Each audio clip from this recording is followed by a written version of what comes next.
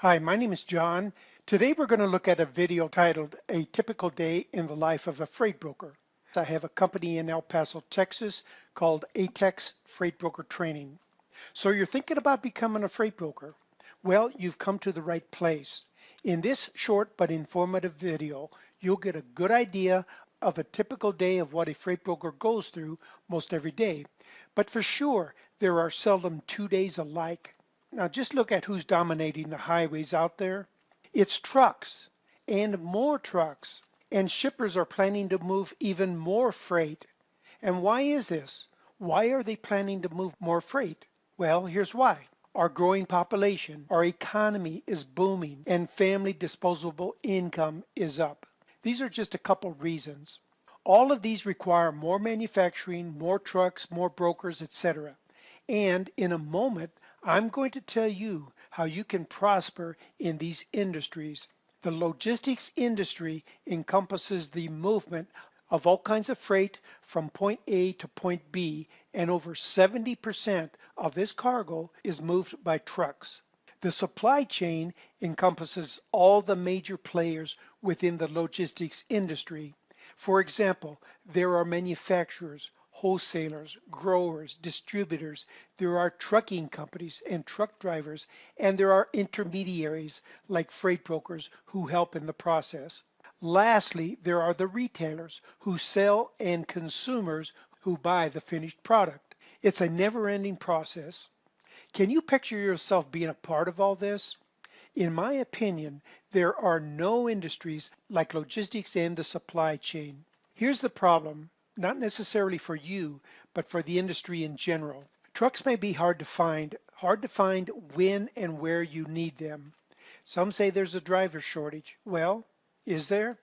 Others say there's no driver shortage. It's just that the costs of driving outweigh the benefits. They say make it worth our while and we'll be back into trucking. This may be true for some, yet for others, they're getting out of trucking because of age. They are preparing to retire. The average age is 55 in the truck driving industry. This means they want to spend their final 10 years or so getting ready to retire, not building their empire. So here is where you can prosper. Shippers need you to help locate qualified trucks that can move their cargo. And as you cultivate a database of trucking companies and drivers, you become valuable for your matchmaking skills of finding trucks and using them to move your customers' cargo.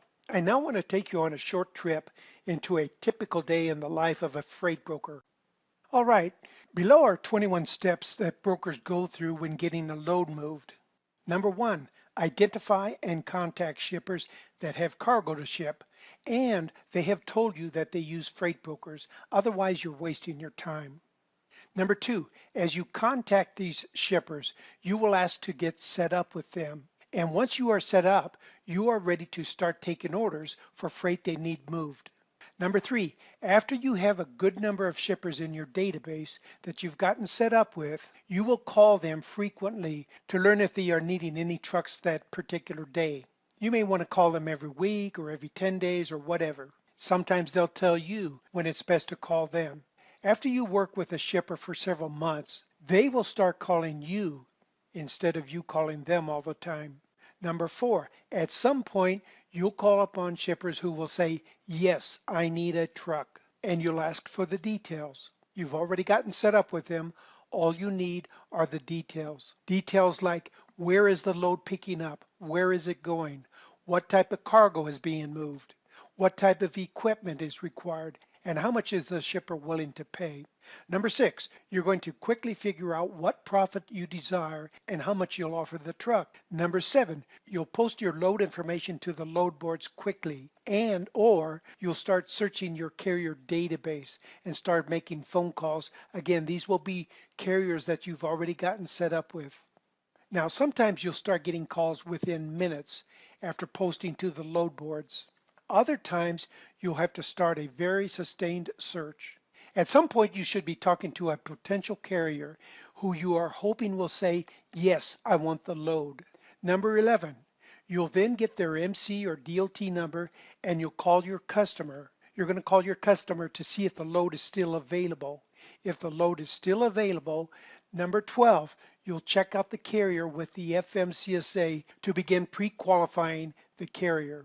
Number 13, if they check out, you'll call the driver or the dispatcher to let them know that the load is available and to tell them that you'll be sending your setup package.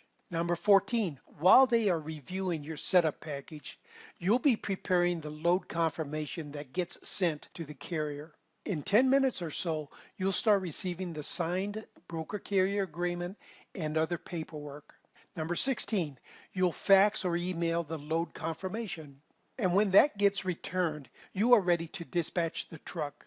Number 17, after the load gets delivered, you should expect a call back indicating that the load was indeed delivered. The carrier will then send their invoice and the bill of lading, etc.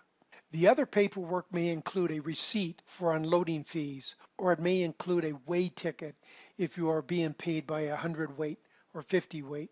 Number 19, you'll turn around and immediately invoice your shipper, and you'll include the original bill of lading and other papers for which you are getting reimbursed. Number 20, you'll then pay the carrier according to the terms of your agreement. And then number 21, generally you'll receive payment from your customer after you have paid the truck. This usually completes the cycle. So you will rinse and repeat, striving to get at least a 10% margin, and sometimes much more. And starting out, expect to get between $100 and $200 per load. Again, that varies. The distance, in addition to the rate you are getting, will determine the final dollar amount you'll expect to receive. All right, this has been a very brief overview in the life of a typical day of a freight broker. As you are working your brokerage, there are many other details and procedures that need to be done quickly and in sequence. And you may have a number of different sequences going on, depending upon the number of loads you are moving at the same time. Here's a word of caution. The business concept here may be deceptively simple. So simple that you may think you can learn this on your own. Well, you can, but do you want to take the risk of trying to nail all this down on your own? It could take 3, 4, 5 months or so or longer to learn all this on your own. And you could still end up missing some of the critical pieces. If you are unsure of what to do, when to do it, how to do it, and why you are doing it, you won't be impressing your customers or carriers, that's for sure. And you may actually lose business and fail. Get properly prepared and learn from someone who has been there, done that. I want you to go here now to view your training options. You can pause it here and jot down this website.